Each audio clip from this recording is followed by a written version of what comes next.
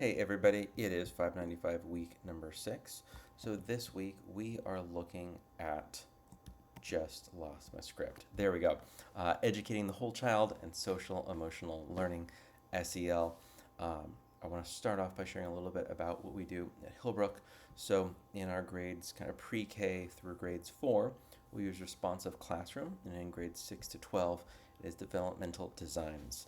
Now I did a version of this I was teaching kindergarten and second grade when I was the homeroom teacher, and kind of the idea of let's gather and have a bit of community, I think has always been in elementary, depending on what school you're at. With middle school, sometimes that's built in, sometimes not at all.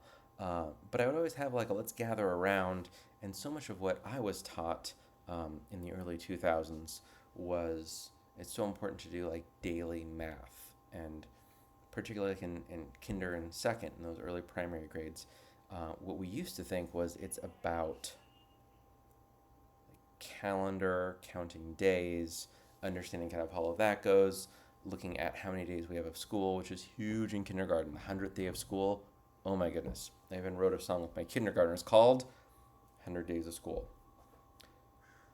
And so counting by tens, looking at, kind of change over time, all of that stuff, and that's fine. Those are fine math lessons, they're relevant. But if we look at this through an SEL lens, that time, that first like 30 minutes of the school day, is actually a time to build community, to develop capacity for kind of self awareness, self reflection, building classroom and community norms, and just kind of building community. Having kind of a place where students know like these are my people, like this is a group, particularly in middle school when students are moving between all the different classes and typically don't have that home that they would have like in third grade. Having in middle school we call it advisory. Same thing with high school with advisory. Having that advisor, having that go-to person, and having that group in advisory really gives students kind of a grounding.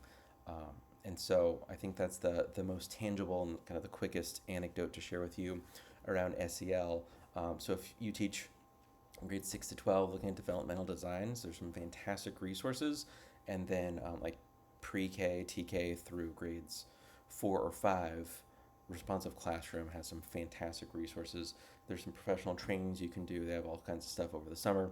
There's lots of free resources. So if you're wondering like how might I start my day with a group of students, the first 30 minutes of a day with either morning meeting for those younger kids or advisory with those middle to older kids is really really good. So the big topics this week are looking at kind of educating the whole child, looking at holistic development. The other thing, and I tend not to bring up my school, Hillbrook, too much. It tends to be kind of what I'm thinking, what I'm doing, and that kind of stuff. But kind of as a school, as an institution, I think one of our strengths, being a progressive, independent, or private school, is that we get to choose where the focus is. So we don't, we do our own testing. We're not forced to do California state testing. So we have kind of our own like independent school testing, but we don't have to make that like the goal of school for the year. We can also focus a lot or not as much on like rigor. I have some strong feelings on that. Um, I don't think you want to hear me rant for half an hour on that, but I think a lot of what schools get caught up in is this other school, kids are advanced, and at this school, they're not. And so, a natural reaction, a reaction that's often based on fear amongst school leadership, is pushing kids harder and faster. So, more homework, more advanced, mostly math, and that makes a good school. And what you get a lot of in week 6 is actually developmentally that's really not appropriate most of the time. And what we can be doing in school is actually looking at all of these other skills. So sometimes you hear them about the soft skills, sometimes you hear them referred to as the 4 C's. I think project based learning, problem based learning, and space for students to help guide what direction assignments go is actually a really cool on-ramp for you to go deeper into this idea about holistic development. So, what I'm possibly most proud of at Hillbrook with my work as director of technology is we built a makerspace. It took us about 5 years to really interview all the different constituents, mostly teachers and students, find out kind of what their needs are, what spaces we have available, and then try and build what was missing. And so we used to have a pretty small fine arts room for our middle school. Ken was the art teacher, and we had a couple cool things. We had some 3D printers, which, by the way, just they never work. They don't work. If you get funding, don't buy a 3D printer. We had a laser cutter, which are quite expensive, but amazing. So what would happen is kids would jump into Ken's small art room, interrupt his class, which he was fine with, and say, Ken, I need to do this. He'd help on the laser cutter. They'd print out a thing, and they'd get a wheel that's exactly this big, or a wheel that's exactly this big. And they could go like to science class, put it on a thing they're doing, come back. I need it to be a quarter inch smaller. Psh, super easy. Cut it out. The laser cutter is amazing. And so this type of tool where you can draw a thing on a computer and then print it out on real stuff like wood, then a little quarter inch or eighth inch ply, is extraordinary. And so when we talk about what educating the whole child means, SEL is a big part of that. Ethics education is a big part of this course. I don't see that showing up in a lot of progressive schools. I think anything out of math and language arts tends to be SEL these days.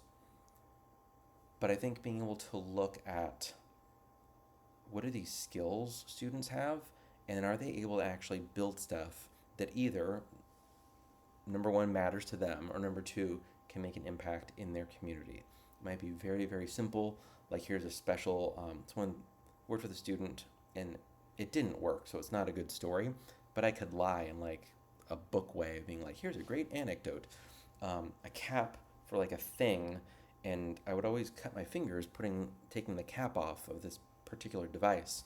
And so they basically 3D printed a thing that was kind of a custom wrench, but it was basically just like a cap that kind of went over the other cap and what kind of made it longer. Kind of like, this is the cap, just it kind of went on and then twisted. But it didn't fit. It was the wrong size and it was the wrong size and the wrong diameter, wrong length and wrong diameter. So I ended up actually taking their design and kind of redoing it myself, and it's great. But that idea of like, oh, there's this little issue, we can help with that. I think is a really interesting way to look at maker spaces, to look at tinkering, to look at problem-based or project-based learning. I could talk about that for a very long time. I think that's long enough.